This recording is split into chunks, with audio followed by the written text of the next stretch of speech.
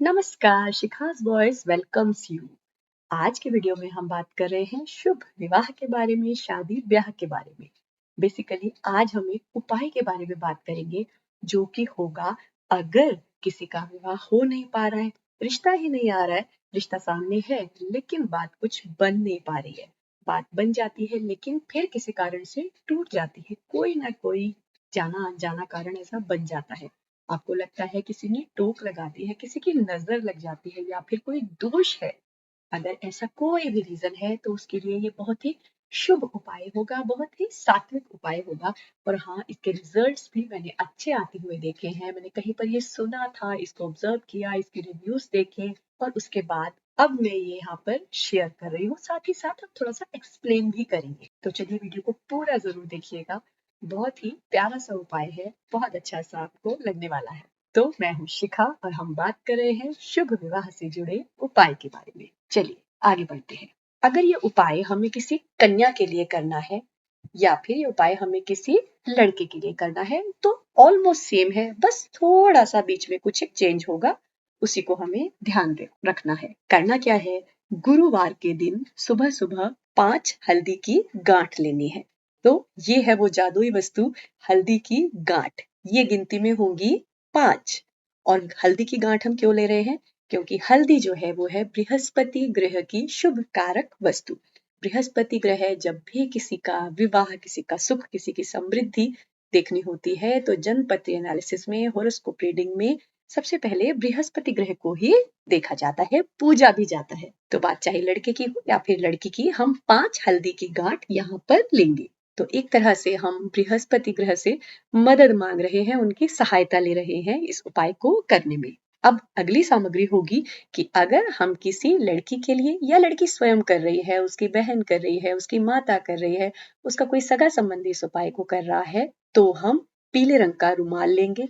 और अगर बात किसी लड़के की है, यानी कि कोई लड़का है जिसके विवाह में अड़चन है, तो उसकी माता, उसकी दादी, उसकी कोई बहन, उसका कोई भी सगा संबंधी या फिर वो स्वयं इस उपाय को कर रहा है, तब वह सफेद रंग का रुमाल लेगा या फिर हल्का गुलाबी रंग लिए हुए भी कपड़ा या फिर कोई रुमाल के साइज का कपड़ा हो सकता है। चलिए थोड़ा सा एक्सप्लेन करते हैं। लड़की का जब बात आई है तो हमने पीले रंग का कपड़ा लिया है, क्योंकि लड़की के लिए, कन्या के लिए जब हम विवाह को देखते हैं, रीडिंग करते हैं तो बृहस्पति ग्रह के महत्व को नहीं नकार पाते। और जब लड़के की बात आती है तो वहां पर शुक्र का जिक्र आता है, शुक्र ग्रह को स्ट्रॉन्ग करना होता है, शुक्र ग्रह की मदद जरूरी होती है। तो उसके लिए सफेद रंग या फिर हल्का सा गुलाबी रंग दिए हुए रुमाल भी हम ले सकते हैं। इसके बाद चाहिए होता है हमें रेड कलर का पेन, स्केच पेन या ऐसा कोई रेड कलर का पेन, यानी पेन का बाहर से कलर नहीं, पेन का जो इंक का कलर है वो रेड होना चाहिए, उसको हम प्रयोग करेंगे यहाँ पर लिखने के लिए। वैसे हम रेड कलर की जो रोली होती है उसको भी यूज कर सकते हैं, अगर आप उससे लिख सकते हैं, या फिर सिंदूर का प्रयोग कर सकते हैं रेड कलर का, उसको घोल लें घी के अंदर और उसके बाद उससे भी लिख सकते हैं, क्योंकि हमें उससे हल्दी की गांठ पर लिखना है। तो अगर आप सिंदूर का प्रयोग करके घोलकर उससे लिख सकते हैं तो सर्वथा उचित है, और अगर वह संभव नहीं हो पा रहा है तो रेड कलर का स्केच पेन ले सकते हैं। दोनों ही केसेस में, चाहे लड़की की बात है या फिर लड़के की बात है। और एक सामग्री हमें छोटी सी और चाहिए, वो है कलावा, रेड कलर की मूली, उसको भी हमें प्रयोग करना है। तो चलिए ये हो गई सामग्री की बात, अब हम बढ़ते हैं उपाय की तरफ। क्या करना है, सुबह सुबह गुरुवार के दिन स्नान कीजिए, पूजा पाठ कीजिए, ध्यान कीजिए, 5 हल्दी की गांठ ले लीजिए, गंगा जल का छींटा इस सारी सामग्री पर डालिए, स्वयं पर भी डालिए, क्योंकि स्नान के बाद भी एक बार गंगा जल से पुनः स्वयं को पवित्र कर लीजिए और आराम से, विश्राम से मन मस्तिष्क को शांत मुद्रा में रखते हुए बैठ जाइए। प्रभु की प्रार्थना कर लीजिए, अपने कुल देवता, कुल देवी, परम पूज्य, आपके आसपास जो दिव्य आत्माएं हैं उनसे प्रार्थना करिए, सहयोग मांगिए, देशी घी का दिया जलाइए, फल फूल पुष्प अर्पित करिए प्रभु जी को। उसके बाद आप ये 5 हल्दी की गांठें लें, गणपति महाराज की आराधना जरूर कर लीजिएगा सबसे पहले, क्योंकि विघ्नहर्ता तो वह ही है। उसके बाद ये 5 हल्दी की गांठ लीजिए और उनमें से सबसे पहली हल्दी की गांठ पर लिखिए मंगल दोष। हल्दी की गांठ पर हमने लिख देना है मंगल दोष। इसके लिए मैं पहले ही बता चुकी हूँ, आप रेड कलर का सिंदूर से अगर लिख पाते हैं उसको घोलकर एक पतली सी किसी तीली से, तो वो भी अच्छा है। अदरवाइज रेड कलर का इंक वाला पेन ले सकते हैं। तो यहाँ हमने लिखा, सबसे पहली पर हम लिखेंगे मंगल दोष, उसके बाद हम लिखेंगे अगली गांठ पर कुंडली दोष, उसके बाद हम लिख देंगे पितृदोष, क्योंकि कभी कभी परिवार में पुराने कुछ ऐसे दोष होते हैं, कुछ ऐसे कर्म हो चुके होते हैं जिसके कारण कोई समस्या आ रही हो, तो हमने पितृदोष लिख दिया है। उसके बाद एक पर हम लिखेंगे नजर दोष, क्योंकि नजर टोक किसी का कुछ असर हो, इफेक्ट हो, उसके लिए हम लिखेंगे नजर दोष। और अब हम बात करेंगे ऐसे दोष की जिसके बारे में शायद ज्ञान ही नहीं हो, तो हम लिख देंगे अन्य दोष। तो 5 हम दोबारा से एक बार रिपीट कर लेते हैं। कुंडली दोष हमने लिखा है, मंगल दोष लिखा है, पितृदोष लिखा है, नजर दोष लिखा है और एक अन्य दोष लिख दिया है। दोनों ही केसेस में, चाहे लड़का हो या लड़की हो, हम ये इस पर एक एक गांठ पर इनको लिख देंगे। अब हम लेंगे रेड कलर का कलावा। तो ये जो हमने रेड कलर का लाल रंग का कलावा लिया है, ये है यहाँ पर मंगल ग्रह का कारक। मंगल जो शुभ मांगलिक कार्यों में मंगल की ऊर्जा का महत्व तो बिल्कुल भी नकारा नहीं जा सकता। तो यहाँ पर हमने लाल जो कलावा है, ये मंगल ग्रह की कारक वस्तु है, इसका अब हम प्रयोग करेंगे। इसको हम पहले भी प्रयोग में ले चुके हैं, मदद ले चुके हैं। कैसे? जब हमने लाल रंग के सिंदूर से हल्दी की गांठ पर लिखा है, तब भी हमने मंगल ग्रह से ही सहायता ली है। अब हम इस कलावे को उन पांचों हल्दी की गांठों को एक साथ इकट्ठा करेंगे और उस पर ये 7 बार इस कलावे को लपेट देंगे। 1 बार, 2 बार, 3 बार, 4 बार, 5 बार, 6 बार और 7 बार लपेट करके उसको तोड़ देंगे। और ध्यान रखना, कलावे से गांठ नहीं लगानी है, हमने केवल उस कलावे को अच्छे से अटका देना है, यानी रैप अप कर देना है, गांठ नहीं लगानी है। हमने इन सारे जो दोष हैं बृहस्पति ग्रह की मदद लेते हुए वहां पर उनका हमने चिन्हित किया है कि ये सभी दोष हैं, इनका हमें इलाज करना है और उनको एक ही जगह पर यानी एक ही ट्रीटमेंट के अंदर हमने इकट्ठा कर दिया है, लेकिन बांधा नहीं है। बांधने का मतलब है कि वहां पर हमने स्थिर कर दिया है, हमने वहां स्थिर नहीं किया है, केवल वहां पर कलेक्ट किया है। तो 7 बार हमने इस तरह से लपेट देना है। एक बार पुनः बताऊंगी, दोनों ही केसेस में, चाहे लड़के की बात है या फिर लड़की की बात है, लपेट करके बांधेंगे नहीं, अच्छी तरह से अटका देंगे। ध्यान रखना, अपने मन में प्रार्थना, शुभ भावनाएं, शुभ प्रार्थनाएं प्रभु से करें कि ये हमारी कामना है, प्रभु इसमें सहायता करें, हमारी मदद करें। अब अंतिम स्टेप पर हम पहुंच चुके हैं। यहाँ हमें क्या करना है, पीले रंग का रुमाल लेना है। अगर लड़की के लिए उपाय कर रहे हैं तो इन हल्दी की गांठों को, जिनको हमने रेड कलर के कलावे में लपेट दिया है, उस रुमाल में रखेंगे, उसको एक बार रैप करते हुए दोनों किनारे इकट्ठे करके एक गांठ लगाएंगे। ध्यान दीजिएगा, केवल एक गांठ लगाएंगे।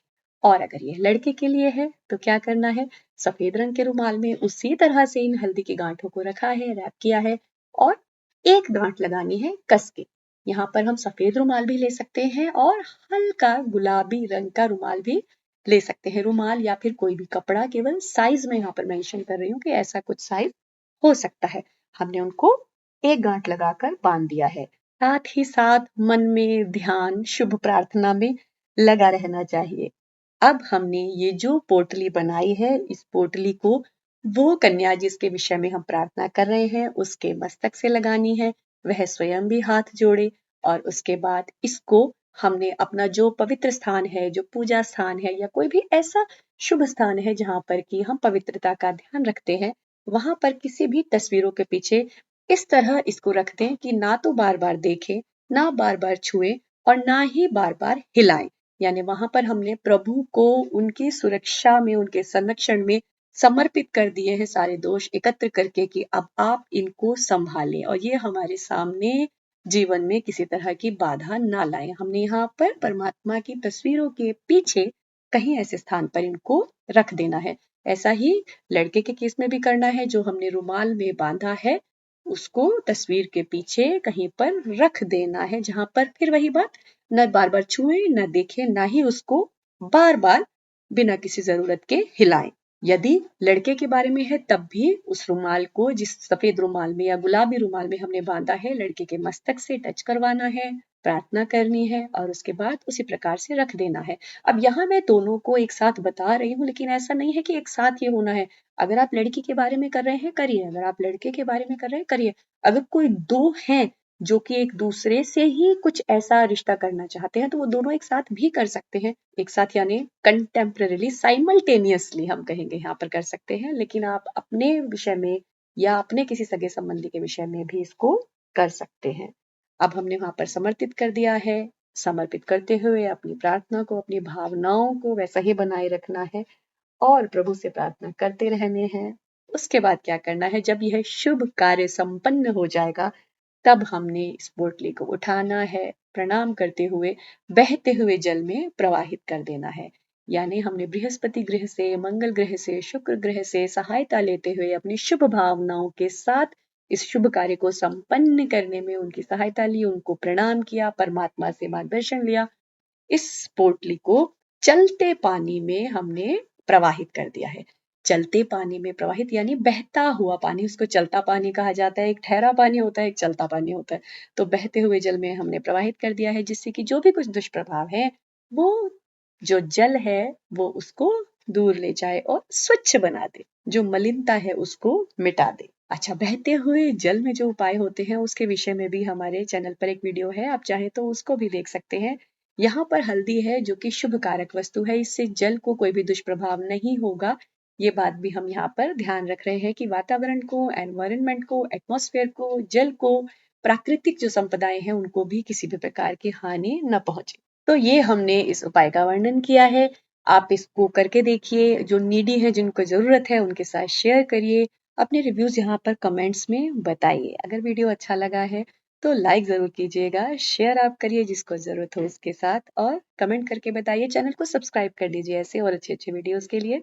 Thanks for watching. नमस्कार।